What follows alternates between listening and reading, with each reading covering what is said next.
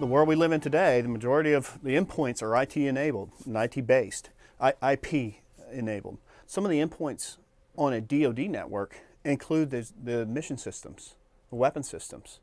Those systems have CPUs on board and they're processing. And those CPUs are just as vulnerable to cyber threats and attacks as the normal PC or your phone, right? So there's a major movement in this mission. They're realizing that the mission systems are vulnerable to cyber threats and therefore have to protect those as well. So by moving more and more resources into that arena, you're actually providing, you're protecting more than just your PC and your phone. You're protecting mission assets. I think that the Air Force has done a really good job at recognizing that this change needs to occur, and they've already literally stood up what they call mission defense teams, which are really cyber teams. They're very cool roles because you are in a role where you are defending an asset with software skills, with computer skills, with networking skills. And the Air Force is beginning to build these teams and actually changing the processes and procedures to defend these systems.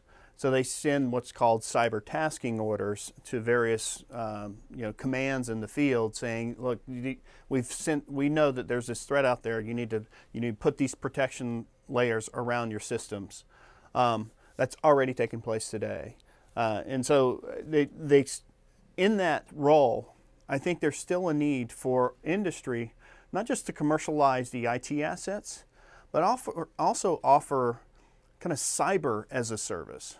Here's another interesting point. So DoD networks, even most civilian federal networks, are kind of controlled. They used to be thought of as on their own network, therefore I'm impenetrable. But there's no such thing as a closed network these days. It does not exist. But nonetheless, the DoD operates primarily on the DoDIN infrastructure, which is separate from the rest of the world. Don mentioned we cover 99% of the world's economy with the AT&T network. Large part that's outside of the DoDIN. Mm-hmm. We see things outside of the DoDIN that's very important to what the DoD needs to see. So we and other companies have the ability to offer that insight, that threat intelligence as a service back to our customers.